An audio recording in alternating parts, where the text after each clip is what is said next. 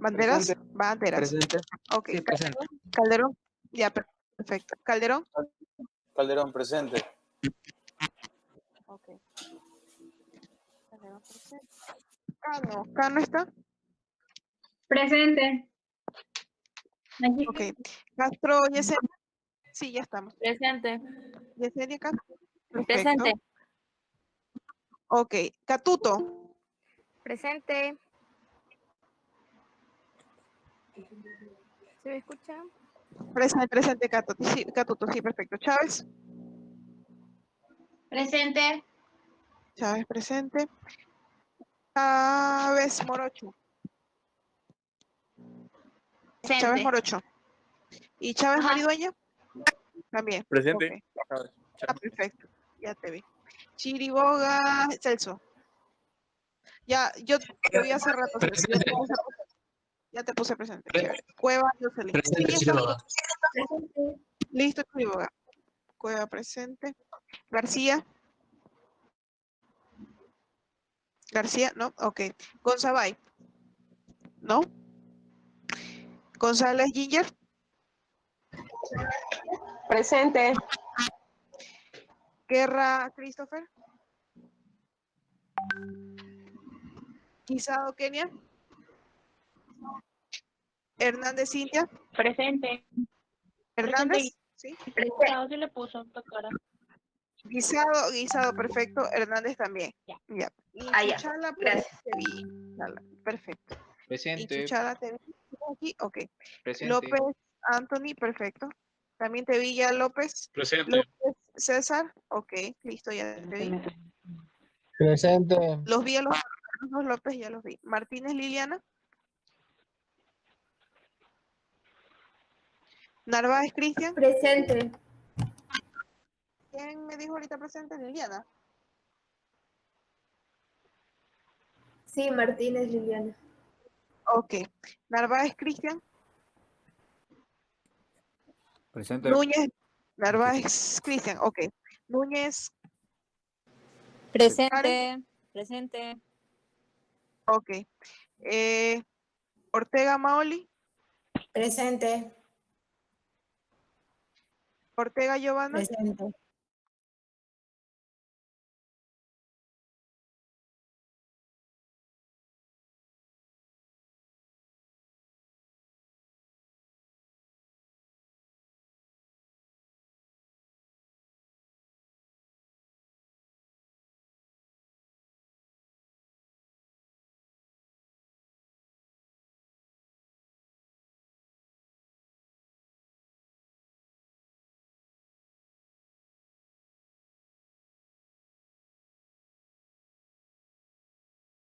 ¿No? Rúa Laura. Si ya está en la Doctora. llamada, Karen Rivera. Presente, doctora. Ok, Rúa presente. perfecto. Samaniego Paulina. Presente, doctora. Solano García. Listo, Samaniego. Solano García. Presente. Juan. Presente. Ok. Suco Tommy. No. Tamayo Jesús. Jesús Tamayo. Tamayo Jesús. No. Presente. Marcel. Tamayo, sí, ok. Trejo, ya te vi, Trejo, ya te vi la manito. Vallejo Orozco. ¿No? Veloz Cristian, yo te vi ya conectado, Veloz. Por aquí te vi. Presente. Ok, Angeli Zúñiga, perfecto, Veloz. Angeli, ¿no? No está, listo, ya estamos. Doctora, ¿Qué? disculpa. Sí, corazón, ya tienes. Tú creo que sí me dijiste al comienzo. Ya, listo. Ahora sí, vamos a compartir pantalla para ya irnos a dormir tempranito, ¿sí? Pantalla completa, no, solamente la pantalla. Mire todo, no importa. Compartir. Listo, ahorita que se están viendo ustedes mismos.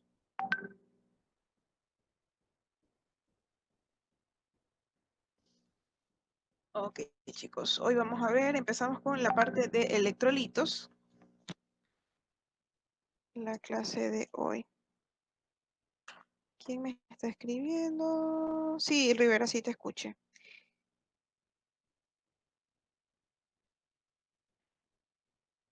Listo, entonces empezamos con la parte de electrolitos. Ay, Entonces, pero primero tenemos que hablar del agua corporal total. Déjenme cerrar la sesión de WhatsApp porque nos vamos a interrumpir después. Ciérrate. Ya, listo. Entonces, comenzamos con el agua corporal total. Vamos a hablar del agua corporal total. El agua corporal total se describe como un porcentaje de nuestro peso. Y ese porcentaje de nuestro peso va a variar dependiendo de nuestra composición. Cuando nosotros recién nacemos, según lo describe Mikan en Homeostasis en el hombre, somos una bola de agua. Corresponde nuestro peso al 75% de agua. Puntero láser, 75% de agua. Cuando ya crecemos, nos empezamos a desarrollar y a distinguir en base a nuestros caracteres sexuales, por las hormonas sexuales, etc. Nuestra composición en base a nuestro sexo cambia. Las mujeres, como ya sabemos, tendemos a acumular tejido adiposo en ciertas áreas y los hombres, su composición es principalmente músculo, tejido o masa magra. Sabemos que la grasa no almacena agua. El metabolismo de la grasa sí produce agua, pero la grasa como tal no almacena agua, a diferencia de las células musculares, las cuales sí almacenan agua, lo cual representa una variación de una diferencia de un 5% aproximadamente respecto al porcentaje del hombre y la mujer. Entonces, los lactantes, su agua corporal total corresponde a su 75% del peso. Vamos a quedar así.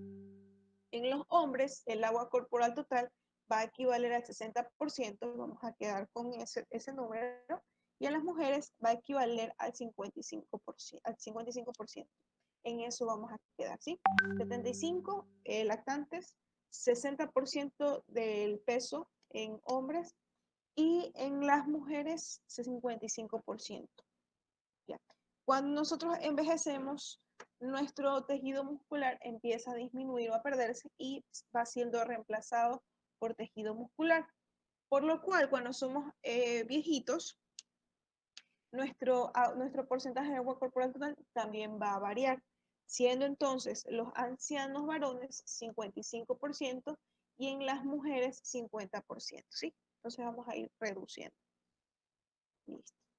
Ahora, todo nuestro cuerpo está dividido en varios compartimientos. Tenemos el compartimento extracelular, el intracelular y el transcelular.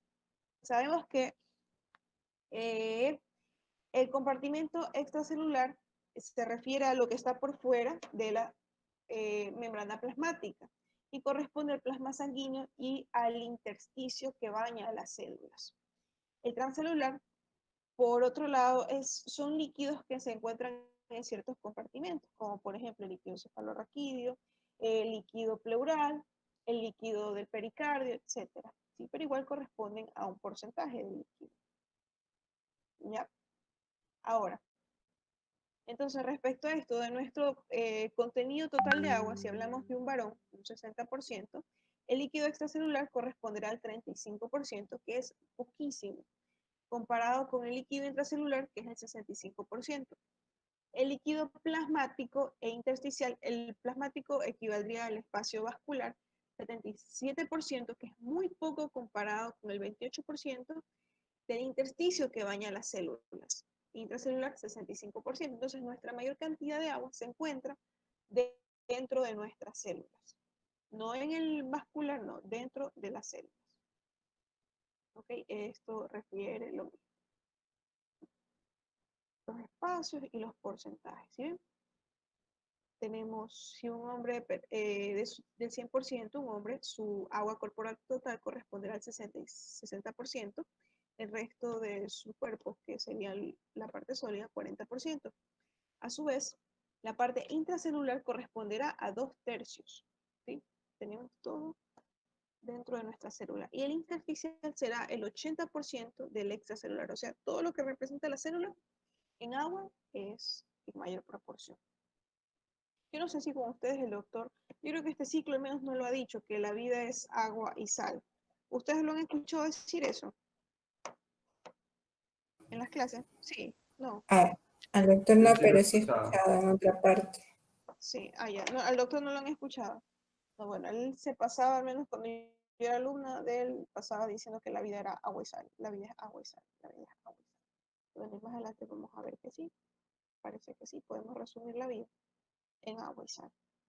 Ahora vamos a repasar estos conceptos, osmolaridad, transporte y ciertas unidades de medida. Ya vimos esto creo que en el pre, lo que era una solución, estaba compuesta por un soluto y un solvente. El soluto, la parte sólida, y el solvente, lo que disolvía al soluto. ¿Ya? Y su mezcla formaba una solución. Teníamos diferentes tipos de soluciones. La solución isotónica, la solución hipotónica y la solución hipertónica. Y yo les había mencionado que nosotros solo podemos hacer este tipo de, expresarnos de esta manera solamente cuando comparamos dos compartimientos, ¿cierto? ¿Se acuerdan que la osmolaridad, o cuando hablamos de densidad, yo les dije que la densidad de la orina era respecto a la densidad del plasma. Siempre cuando hablamos de densidad, de osmolaridad y de tonicidad, yo estoy comparando dos soluciones diferentes, ¿ya? En el cuerpo, en lo que respecta al cuerpo, son soluciones separadas por compartimentos. Ahora, es necesario que recordemos cómo se mueve el agua, ¿ya? ¿Ustedes se acuerdan del concepto de ósmosis? O presión osmótica. ¿Acuerdan de ese concepto? ¿No era el paso de un gradiente de mayor concentración a uno de menor concentración? Exactamente. Algo así. Es el movimiento del agua, por decirlo así. Es el movimiento del agua. Usualmente en nuestro cuerpo existen barreras, pero en sí esas barreras no son barreras como una pared, no, son barreras dinámicas que se van moviendo, van cambiando, se van reestructurando. Entonces, esas barreras permiten el movimiento libre del agua. Entonces, si yo tengo aquí, digamos, 5 moléculas de agua y de este lado también tengo 5 moléculas de agua, todas estas moléculas van a tener la misma probabilidad de moverse. Es decir, va a llegar un punto en que todas las moléculas que estaban aquí se van a cambiar acá y todas las moléculas de acá se van a cambiar para acá. ¿Ya? Porque todas tienen la misma capacidad de moverse, ninguna va más rápido que la otra, ninguna se mueve más lento, entonces va a llegar un momento que todas se van a cambiar, pero voy a seguir teniendo 5 moléculas de agua en un lado y 5 moléculas de agua en el otro. Entonces, si al final voy a tener la misma cantidad de moléculas de agua, voy a tener un movimiento de agua neto cero, es decir, en sí ninguna molécula de agua se va a mover. Pero, ¿qué ocurre cuando yo pongo un soluto? Ya sabemos que el agua es el disolvente universal, que todo lo que usted pueda meter ahí es probable que se disuelva, ¿no? Y tenemos al cloruro de sodio. Recordemos que el agua es un dipolo. ¿A qué nos referimos con eso? Y eso es lo que le da también su característica de disolvente universal, que tiene una carga positiva y una carga negativa. Aquí está, su dipolo. Y aquí tenemos el oxígeno y aquí tenemos sus otras cargas, que son las del hidrógeno positivas, ¿no? Entonces, si yo de un lado le pongo este soluto, que es el cloruro de sodio, las moléculas de pronto de agua se me van a empezar a pegar. El sodio las va a empezar a agarrar, las va a detener con su carga y les va a impedir moverse. Entonces, esa atracción y ese movimiento es lo que produce el movimiento del agua, por decirlo así.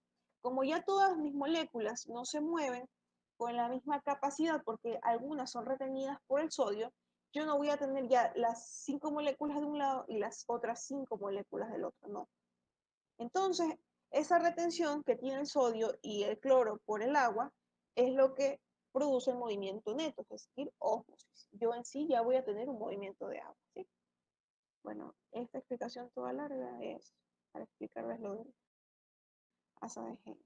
Pero bueno, creo que no está de más, ¿no? Entonces aquí tenemos una solución hipertónica respecto a esta otra solución hipotónica. Aquí tengo 4 moléculas de agua y aquí tengo una molécula de agua. Si yo tuviera solamente esta solución y no tuviera nada acá, solamente sería una solución. No podría describirla como hipertónica o hipotónica, porque no tendrían con qué compararla. Ok, bueno, y con esto tenemos también que el sodio o el cloruro de sodio es un osmolito eficaz, porque produce este tipo de movimiento en el agua. La glucosa no es un osmolito eficaz en sí, porque la glucosa, a diferencia del cloruro de sodio, que yo al meterlo en agua se me va a dividir en sodio y en cloro, la glucosa siempre va a seguir siendo una macromolécula. Alguien entró. Vamos a ver. Ya. Siempre va a seguir siendo una molécula. Nunca, sigo presentando, ¿verdad? Nunca va a, sí, ya vi, nunca va a disolverse. No, esa no es su cualidad, disolverse, no. Ella siempre está unida, así como nosotros tenemos que ser. Ella no se disuelve. Bueno, ¿qué es la presión osmótica? Es la presión que ejercen las partículas de un disolvente en una disolución sobre una membrana que la separa de otra de mayor concentración y produce esto. ¿Sí ven cómo agarra? No está mi puntero. Cómo van agarrando los solutos y el agua se va quedando de este lado porque es atrapada por las moléculas, por la carga. Entonces, estas moléculas que no pueden pasar, las tienen presas. Entonces, así es como se produce el movimiento del agua.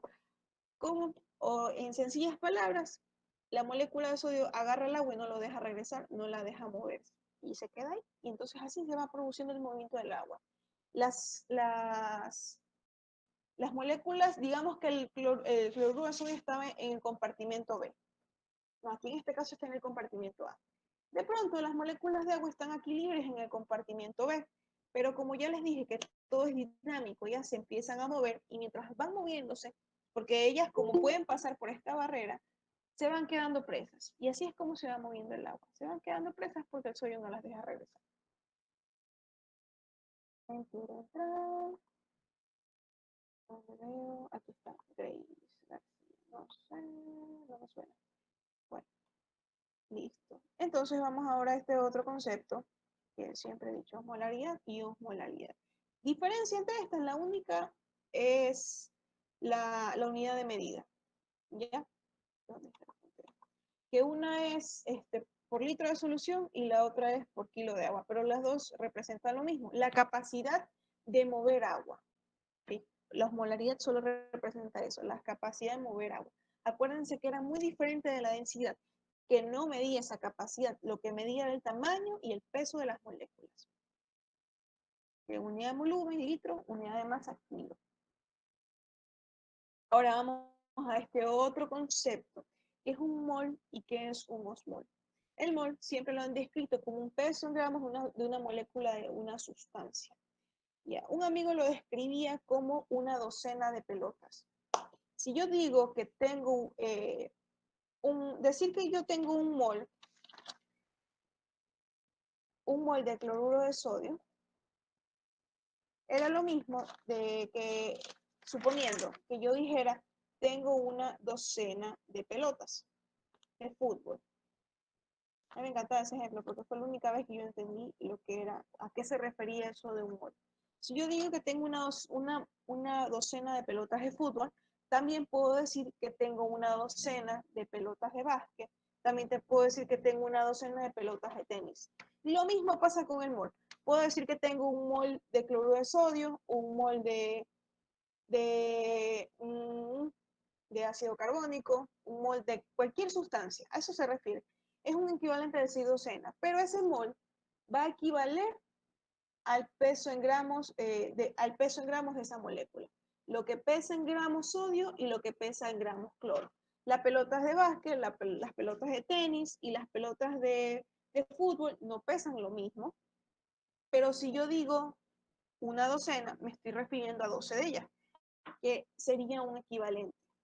¿Ya? No sé si me entendieron.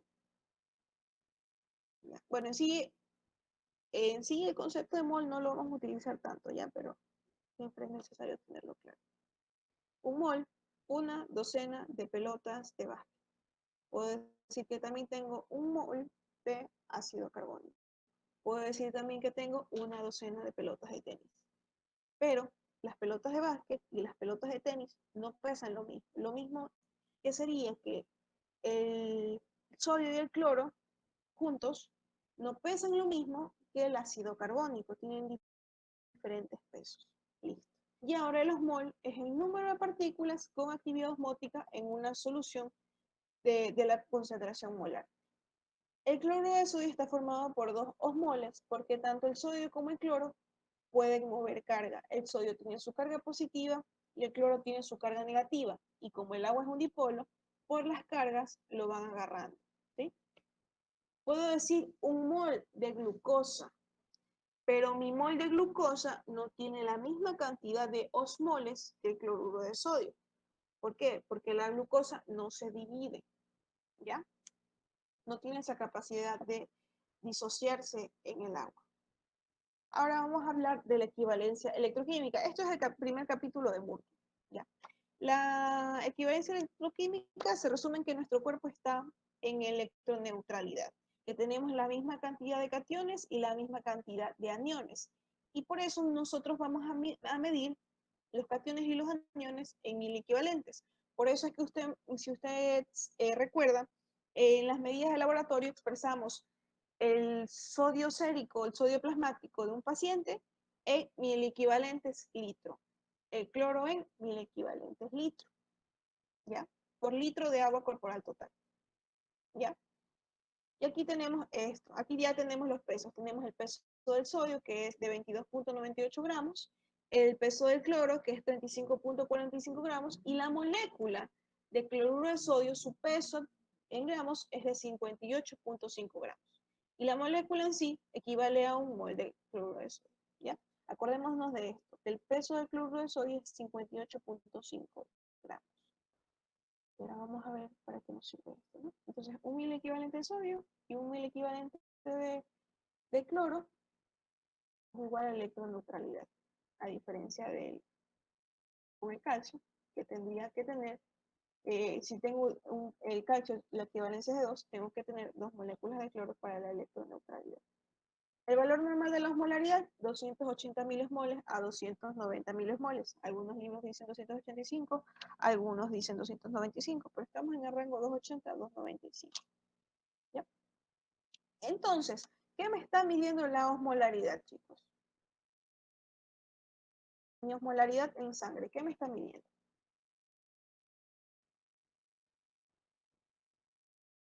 ¿Está midiendo mi cantidad de glucosa? ¿Está midiendo mi cantidad de qué? Oli. O sea, ¿no se supone que lo que hace la osmolaridad es el sodio? Entonces, Exactamente. a quien estás midiendo es al sodio, por decirlo así. Exactamente, estamos viendo el sodio. Muy bien. Y aquí vamos a ver por qué hemos hablado de todos estos conceptos a las 9:30 de la noche, cuando ya nuestro cerebro es probable que esté cansado, ¿no? Y es por esto, por esto.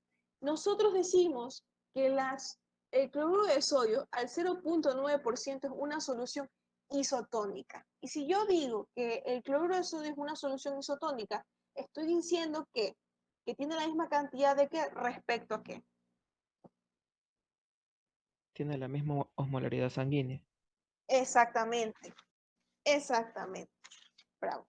Y es importante que yo lo sepa porque yo no le puedo meter cualquier tipo de solución a mi paciente. Yo tengo que saber por qué le estoy metiendo un cloruro de sodio al 0.9% cuando existen muchísimas más soluciones con muchas concentraciones diferentes. Tenemos también la de dextrosa, etc. Entonces, aquí ahorita, en este momento, igual les voy a pasar las diapositivas. Ya, por si acaso no presten atención, ¿ya? Vamos a ver, vamos a comprobar y vamos a calcular la osmolaridad de esa solución. Entonces, comenzamos. La concentración de cloruro de sodio me está diciendo que yo tengo 0.9% de cloruro de sodio en un litro, ¿verdad? Entonces, eso aquí, o sea, si yo digo que es por ciento, significa que tengo 0.9 en 100 mililitros. 0.9%. Por cada 100 tengo 0.9 gramos de cloruro de sodio. ¿Ya? Si ven, 0.9%, 0.9 gramos por 100 mililitros. Entonces, yo aquí tengo una solución de 1000 mililitros, o sea, de 1 litro. ¿Cuántos gramos? Ok, aquí dice 500 mililitros, pero no le paro, estamos hablando de 1 litro. Entonces, haciendo una regla de 3, si en 100 mililitros tengo 0.9 gramos, ¿cuánto tengo en un litro? 9 gramos. ¿Ya? Hasta ahí estamos. ¿Estamos comprendidos? ¿No? ¿Chicos? Chicos, Sí. necesito... Sí, doctora. Ya, Sí, sí, doctora. ¿alguien que diga que no, porfa? ¿Puede repetir, por favor? Claro que sí. Ya. A mí me costó la vida entender esto. Si tengo 0.9%, esa es la concentración del cloruro de sodio, 0.9%. 0.9% no solamente es un porcentaje, sino que yo estoy diciendo que tengo 0.9 en 100 mililitros de solución. Ya, en 100, por eso es por ciento. ¿Ya? Entonces, yo quiero saber qué cantidad de solutos yo tengo una solución de 1 litro. Entonces, hago una regla de 3 que no la dibujé ahí porque era mucho. Entonces, si tengo en 0.9 gramos 100 mililitros, ¿cuánto yo tengo en 1000 mililitros? Que es lo equivalente a 1 litro. Y me sale 9 gramos. ¿Ya? Ahora, tengo 9 gramos de cloruro de sodio en 1 litro. Esto de aquí yo lo tengo que dividir para el peso en gramos de la molécula. ¿A qué me refiero el peso en gramos de la molécula? ¿Se acuerdan que hablamos que 58.5 gramos pesa el cloruro de sodio? Pues yo lo divido para eso. ¿Ya? Listo. Y le va a dar esta cantidad. Le va a dar 0.14 moles por litro. ¿Ya? Ahora, ustedes se acuerdan, yo no quiero calcular cuántos moles tiene esa solución. Yo quiero calcular cuántos osmoles tiene esa solución. ¿Cuántos osmoles tiene el cloruro de sodio?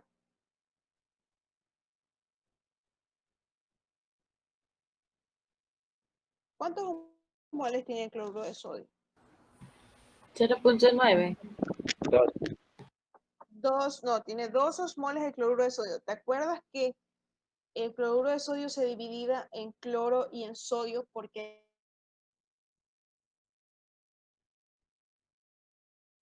él se disuelve? Y el sodio también tiene ese poder osmótico de retener el agua.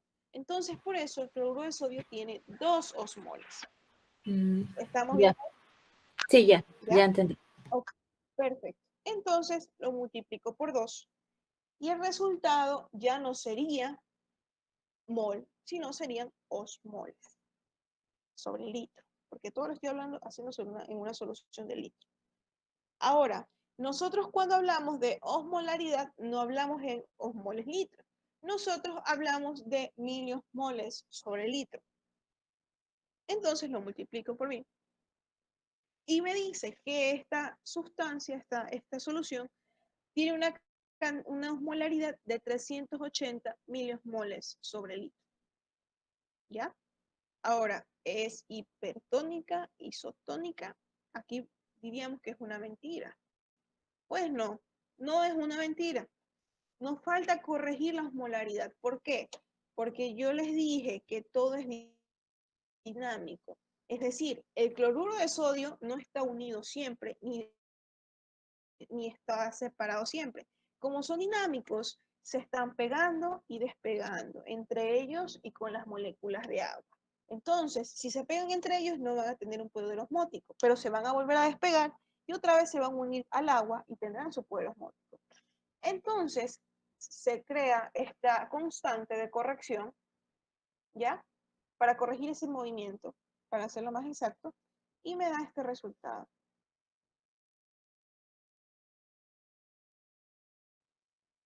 ¿Ya? Entonces así, yo obtengo la osmolalidad que es isotónica.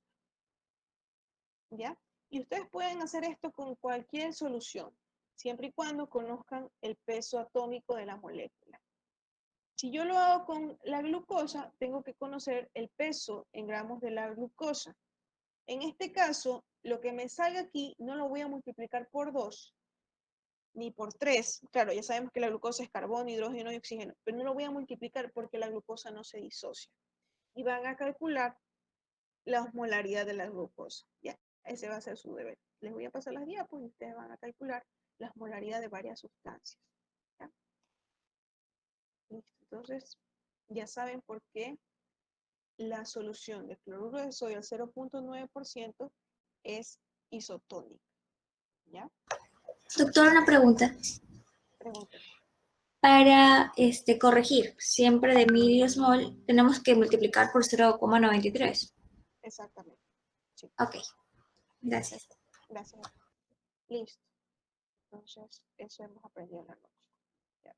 Entonces, ahora les pregunto, para hacer válida la siguiente diapositiva. Mi osmolaridad sanguínea es de 280.000 osmoles. Si yo digo mi osmolaridad sanguínea y la persona que me mide la osmolaridad me está sacando sangre de mi vaso sanguíneo, es decir, de mi espacio vascular, ¿ya? Solo estoy calculando la osmolaridad de mi espacio vascular. ¿Cómo yo sé la osmolaridad de la célula? ¿Cómo yo sé la osmolaridad del intersticio? ¿Cuánto ustedes creen que es el valor de la osmolaridad dentro de la célula y del intersticio?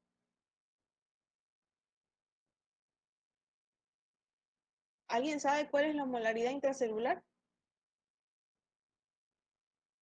Porque estamos de acuerdo en que la persona que me va a calcular la osmolaridad me está sacando sangre del vascular, es solamente un compartimiento. Ya vimos que el cuerpo tiene varios compartimientos, extracelular, intracelular. Del extracelular, no solamente el vascular era un compartimiento, sino también el intersticio. ¿Cuál es la osmolaridad entre estos diferentes compartimentos? ¿Alguien sabe la osmolaridad dentro de la célula?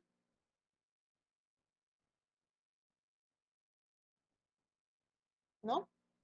Bueno, acá hay un cuadro bien chévere. Y este cuadro es de Guyton. ¿Ya? Y como pueden ver, está dividido en el espacio extracelular, que se divide en plasma e intersticio, y en el espacio intracelular, ¿no? Y tenemos la cantidad de osmoles totales, de miliosmoles totales. Y si pueden ver aquí abajo dice actividad osmolar corregida, es decir, la multiplicaron por 0.93. Y esto, ¿qué me está diciendo? Que la osmolaridad es diferente, igual. Es ISO, o sea, es prácticamente Exactamente. igual. Nuestro cuerpo está en equilibrio, nuestros compartimientos están en equilibrio. Entonces, yo al medirle la osmolaridad a un solo compartimiento, yo voy a hacer la osmolaridad de los demás compartimientos, ¿sí? Entonces, si yo tengo una osmolaridad baja, una osmolaridad elevada en mi vascular, por mi muestra de sangre, yo sé que la célula está deshidratada porque tiene una gran cantidad de solutos. ¿Qué pasó con el agua de la célula? ¿Ya? ¿Estamos bien ahí? Porque el agua busca eso. El agua se queda donde la agarra. Ya, como yo tengo que tener la misma cantidad, de solutos en los diferentes compartimentos, ya, si ven que en el principal catión extracelular es el sodio, ya tengo 142 de sodio. El principal catión intracelular es el potasio. Yo tengo 140, casi la misma cantidad de cationes en el extra y en el intracelular. Tengo un equilibrio, al menos describirlo así, de solutos. Solamente vino este ejemplo, ¿ya? Es decir, mis moléculas de agua, pese a que hay varios solutos diferentes, tienen la misma cantidad. Es decir, pese a que hay solutos y que el agua se puede estar moviendo, ella tiene la misma probabilidad de moverse en cualquier lado. No se va a mover mucho más para un lado ni mucho más para el otro. Y así se mantendrá un equilibrio entre las osmolaridades de los compartimientos. ¿Ya? Entonces, nuestro cuerpo mantiene un equilibrio casi perfecto. Es lo máximo, ¿sí o no? Ya. Vamos al siguiente. Ahí se ve claramente la perfección de nuestro cuerpo. Ahora, ¿cuál es la importancia de la osmolaridad? ¿Por qué estamos hablando de esto? Es porque nos va a permitir conocer la distribución del agua en los compartimentos del cuerpo. Por ejemplo, si yo empiezo a deshidratarme, ya mi vascular no va a tener una cantidad de agua adecuada, entonces Es decir, voy a tener mucho más soluto en mi vascular. El agua va a empezar a moverse dentro de la célula hacia el vascular. Ya, va a empezar a moverse. Entonces puede ser que yo de pronto ya no tenga sed, pero mis células empiezan a deshidratarse y se empiezan a desencadenar los mecanismos de la sed. Ya, pero ya mismo vamos a hablar de eso. Listo, ya hablamos de eso, para que la diferencia entre las soluciones. Ya vimos, ya hablamos también de las variaciones del glóbulo rojo. Si el glóbulo rojo se mete en una solución hipertónica respecto al glóbulo rojo, una solución que tiene más solutos que dentro del glóbulo rojo, el agua va a salir de la célula, que es lo que les estaba diciendo el vascular, va a salir ya para mantener un equilibrio entre el intra y el extra, y en este caso sería el extracelular. Si es isotónico, todos somos felices, que así es como nuestro cuerpo se mueve y se mantiene. Si está el glóbulo rojo en una solución hipotónica, el agua va a entrar hacia la célula porque la célula va a tener mucho más soluto respecto a este extracelular, ¿sí? Y se va a hinchar. Listo. Entonces vimos que tenemos un equilibrio. Ahora vamos al equilibrio dinámico del agua en el organismo. Un equilibrio entre los ingresos y las pérdidas. Tenemos nuestros ingresos, que son los que más vemos, que son los líquidos ingeridos, los del metabolismo. El metabolismo de las proteínas produce agua, el metabolismo de los carbohidratos produce agua, y como ya lo mencioné, el metabolismo de las proteínas, de las grasas, también produce agua. Entonces, mediante este total de ingresos, que así lo menciona Gaito, tengo pérdidas obligatorias o insensibles en la piel que equivalen a esta cantidad de 350. Recordemos que nuestra piel tiene diferentes capas y tenemos aquí el estrato córneo. El estrato córneo evita la evaporación del agua a través de nuestra piel. Nosotros aquí estamos sentados y pese a que estamos sentados y sin movimiento, no, el agua se está evaporando a través de nuestra piel. Ya, es una pérdida insensible, es una pérdida también obligatoria, y es el estrato córneo el que evita que se pierda un exceso de agua de nuestro cuerpo, ¿sí? Recuerden también que todo proceso metabólico elimina calor, ya, y junto con el calor se evapora el agua de nuestro cuerpo. Entonces, un paciente que tiene quemaduras pierde ese estrato córneo. Es una de las razones por la que un paciente con quemaduras se deshidrata, ¿sí? Porque pierde esa capa que impide la evaporación de agua. ¿Ya? Entonces ahí vemos que perdió su estrato córneo. Este caballero de aquí, o señorita, no sé de quién será. Y bueno, y seguimos con las pérdidas obligatorias y vamos con los pulmones. A nosotros a respirar también eliminamos agua. Aquí tiene que ser con la animación, aquí está. Por una diferencia de presiones entre nuestro cuerpo y la presión del exterior, se evapora agua. El agua se evapora a través de nosotros. Entonces, un paciente que tiene disnea, que tiene taquipnia, va a tener un incremento de las pérdidas obligatorias. ¿Ya? Lo mismo ocurre cuando estamos en las alturas y hace demasiado frío. Ya va a haber un incremento en la pérdida de agua por esta diferencia de presiones. El agua va a salir y se va a evaporar. Listo.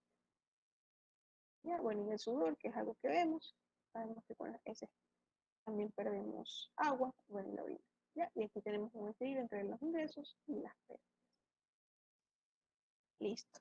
Ahorita vamos a seguir. Ahora ya vimos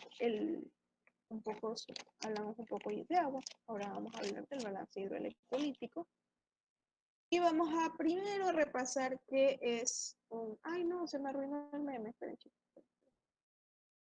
Y yo literal, este meme es viejo. Yo creo que ustedes son más jóvenes que yo. No sé ustedes, ¿no? El meme. Porque a mí me preguntaron qué era un electrolito. Y yo literal me quedé como él. Yo había escuchado los electrolitos, me habían mencionado los electrolitos, vi como por un mes electrolitos en fisiología, pero si tú a mí me preguntabas qué era un electrolito, yo no podía definirlo. Y si no lo podía definir, es decir, yo no sabía nada de un electrolito. ¿Ya? Entonces, luego hacemos esa pregunta, y justamente lo hice la primera vez que me tocó estudiar este tema, me tocó repasarlo, bueno, y ya sé ahora que es un electrolito. Y es algo muy necesario para nuestro cuerpo. Porque recuerden, cuando vimos fisiología, nosotros necesitamos romper o sobrepasar un umbral para nuestras funciones más básicas, como la contracción muscular, como la conducción nerviosa a través de nuestras neuronas. Y eso es lo que hace un electrolito. Un electrolito es algo que permite una corriente eléctrica, ¿ya? Y es algo que comienza, en primer lugar, por disolverse en agua. Y una vez disuelto en agua, puede conducir corriente. Ustedes no sé si alguna vez han visto el experimento del catión con el anión, que le ponen los cables y prende una lámpara, o sea, prendes una lámpara con agua prácticamente. Esto es por los electrolitos que al disolverse pueden conducir la corriente eléctrica. ¿Ya? Y es muy importante por lo que les digo de los umbrales. ¿Sí? Aquí tenemos el umbral. Este es el cardíaco, el umbral de despolarización de la célula cardíaca. ¿Por qué es el umbral de despolarización de la célula cardíaca? ¿Quién me dice? No dice aquí. No. ¿Quién me dice por qué este es el umbral de despolarización de la célula cardíaca? Por el calcio. Exactamente, porque aquí está esta meseta del calcio, que hace que la contracción del músculo cardíaco sea diferente al músculo esquelético. ¿Listo? Perfecto. Entonces, son muy necesarios los electrolitos. Y lo que más me gusta es que no se ven, son chiquititos, o sea, nadie les parabola a los electrolitos, pero su función es muy, muy importante. Ya, entonces, y ahora sí, vamos a hablar de electrolitos, ahorita sí continuamos. Ya hablamos de los compartimientos del agua, esto de aquí lo vamos a ver en la siguiente clase, que vamos a intentar ver edemas.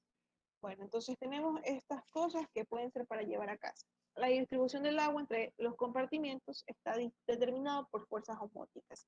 Y las fuerzas osmóticas vienen de osmoles efectivos, que son principalmente el sodio en el compartimento extracelular y el potasio en el compartimento intracelular. ¿Ya? Ahora, empezamos entonces ahorita recién a hablar de sodio. Ok. Ya termino. El sodio es el principal ion extracelular, de eso estamos de acuerdo. Determina la tonicidad y el volumen extracelular. El volumen del sector intracelular depende de la osmolaridad del sector extracelular. Y es decir, si tengo el sodio bajo, tengo el sodio alto, voy a alterar a la célula. Ya, pese a que el sodio está en un compartimiento totalmente diferente. Ok, tenemos la bomba sodio-potasio, que esta nos explica por qué el sodio es extracelular, porque la bomba sodio-potasio sirve, y esa es su función, es mandar 3 moléculas de sodio afuera y mandar, 2 moléculas de potasio adentro. Ya vamos a ver la importancia de que sean 3 cationes los que salen y 2 cationes los que ingresan. Pero por esto principalmente, el sodio es el principal ion extracelular, porque esta bomba lo manda siempre para afuera. Ya, bueno, aquí tenemos la molécula de sodio. Chévere. Listo. Ahora, la cantidad de sodio que nosotros tengamos en nuestro cuerpo, por así decirlo, la tonicidad de nuestro espacio vascular o del espacio extracelular, depende del equilibrio del sodio con el agua. Y esto ya lo vimos cuando hablamos de poliuria, ¿ya? Si yo tengo muy poca agua dentro de mi cuerpo, el sodio va a incrementarse porque se va a concentrar. Y lo mismo, y lo contrario va a pasar.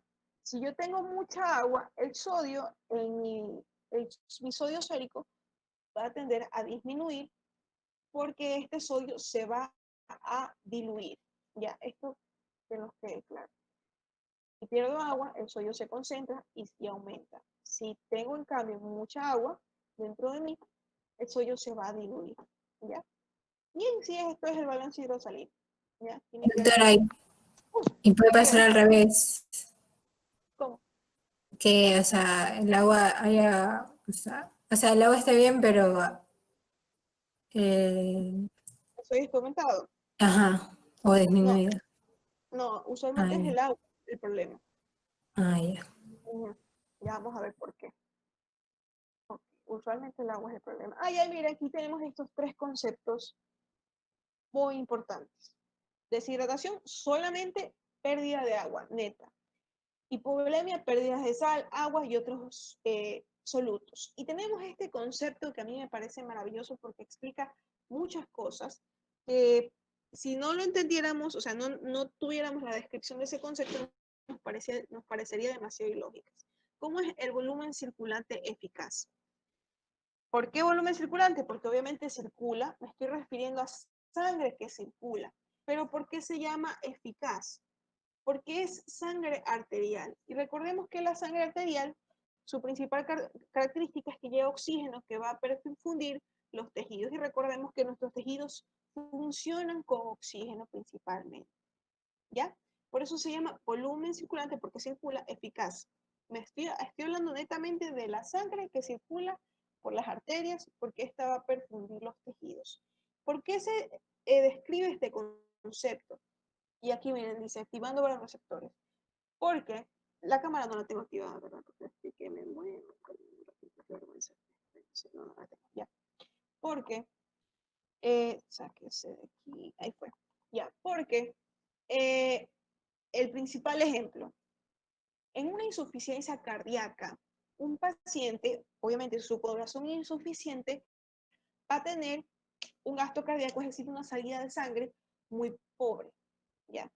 Esa sangre va a llegar con las justas y si es que llega a ciertos tejidos.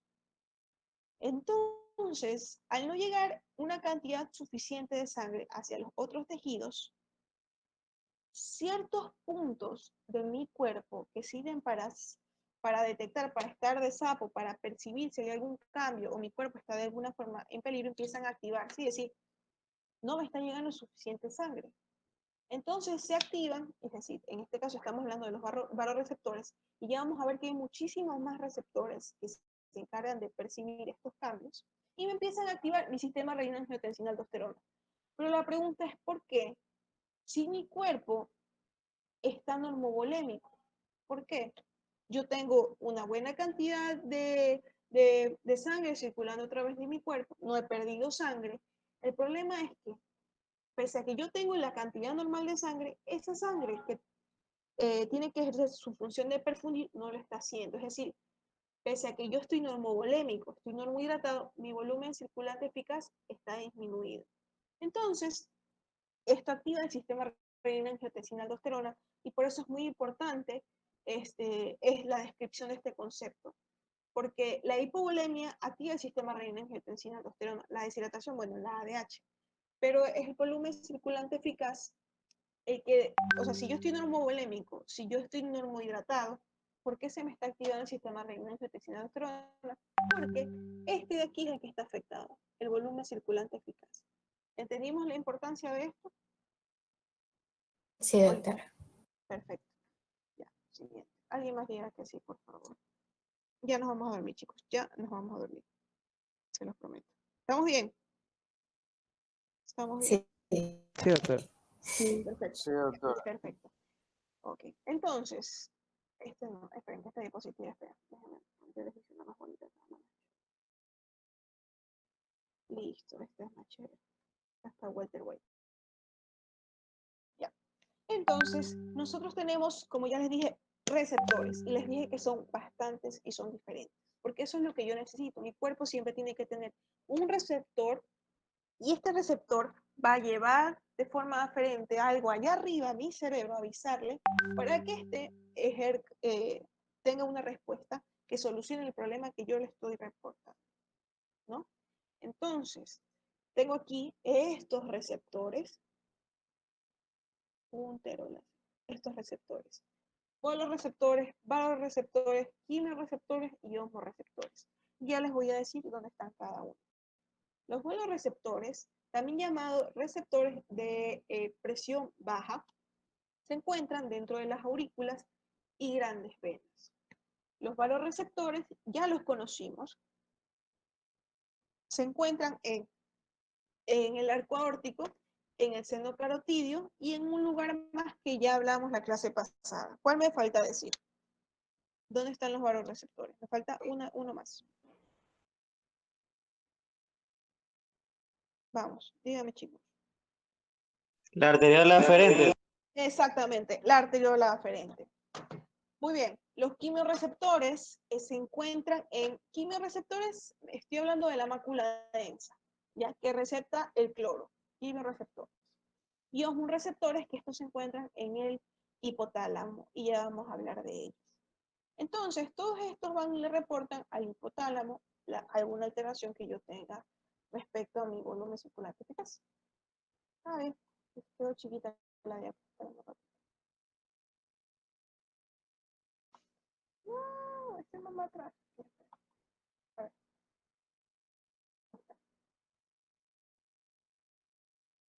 Se murió la diapositiva. Bueno, ya. Ahí no. Bueno, entonces, ¿de qué forma va a responder el hipotálamo? Primero va el sistema nervioso simpático. ¿Ya? ¿Qué va a hacer el sistema nervioso simpático? En el caso de que, aquí está Walter White, ¿no? Esté sangrando, va a hacer algo muy rápido y muy sencillo, una respuesta rápida. Va a proceder a la vasoconstricción de los vasos sanguíneos. Va a comenzar así y me va a mantener de esa forma mi volumen circulante eficaz. Pero esa respuesta es momentánea porque no es eficiente. De ahí viene la ADH, que en el caso de que se me esté desangrando y necesite más volumen, esto se los tengo que mencionar ahorita. El ADH se estimula tiene estímulos como la osmolaridad, y son estímulos osmóticos y estímulos no osmóticos, ¿ya? Ustedes tienen que averiguar cuáles son los estímulos no osmóticos. Obviamente los osmóticos es la osmolaridad, ¿ya? Entonces, la disminución de la presión arterial y del volumen. Ya, eso es un estímulo osmótico. Faltan los no osmóticos. Los no osmóticos, ya, pero estamos bien. Esos son los estímulos osmóticos de la ADH. Entonces ella empieza a retener agua. Pero díganme, por favor, cuáles eran los 3 mecanismos que me estimulan la secreción de renina, que da el paso a todo el sistema renina-angiotensina aldosterona. Son 3 cosas. Yo se las mencioné. La disminución de la función renal, la hipovolemia o hipotensión. Ya, ¿dónde se receptaba eso? ¿Dónde se daba cuenta? En la mácula densa. Exactamente, es decir, en un varoreceptor. En un varoreceptor, ajá. Ya. Perdón, eso no era el varoreceptor, ese era un quimioreceptor, la mácula densa. En el asa de Henle, perdón, ¿qué hablo? Perdón, en la arteriola aferente, que le estaba llegando poca sangre, que no se estaba estirando adecuadamente. Ese es el varoreceptor. Y el sistema nervioso simpático, los 3 mecanismos estimulan el sistema renina-angiotensina aldosterona. Y esta va a ejercer un efecto más eficiente para mantener el volumen circulante eficaz, que es que es la reabsorción de sodio, ¿ya? Listo. Primero vasoconstricción y la reabsorción de sodio es la que va a solucionar de forma adecuada o a largo plazo mi pérdida de volumen circulante eficaz. Que en el caso de un paciente con insuficiencia cardíaca termina hipertenso, porque él no tiene ninguna pérdida sanguínea ni nada, empieza a reabsorber sodio, empieza a retener más volumen. Entonces, en ese caso sería contraproducente. ¿Se acuerdan que hablamos que el sistema renina-angiotensina era importante por funciones fisiológicas y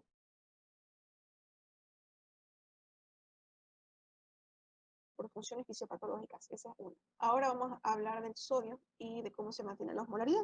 Ustedes, esto es una parte de un túbulo renal. ¿Ustedes qué túbulo creen que es este? Túbulo distal, asa de Henle. Bueno, Túbulo proximal. Túbulo proximal. ¿Por qué? Porque tiene las vellosidades, es grueso y además me dice isosmótico, es decir, la reabsorción de agua y soluto es igual, ¿ya? Y reabsorbe todo esto, agua, glucosa, aminoácidos, sodio, bicarbonato, potasio, cloro, todo esto reabsorbe, ¿ya? Y secreta hidrógeno, ácidos orgánicos y bases. Esto de los ácidos orgánicos lo vieron con el doctor. Ahora, seguimos con los túbulos. Esto de aquí que ustedes ven es la rama descendente de la asa de Henle, y como ustedes pueden ver, es permeable el agua. El agua va a salir aquí, y aquí van a estar los vasos sanguíneos, y van a regresar a la circulación sistémica. A diferencia de su hermana, que es el asa ascendente de Henle, esta es la parte gruesa, que como pueden ver, es permeable a solutos.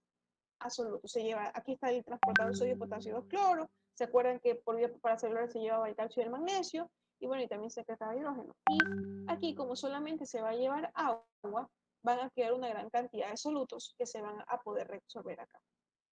¿Ya? Es decir, en esta parte que es impermeable al agua, solo se van a mover solutos, quedando muy pocos solutos aquí.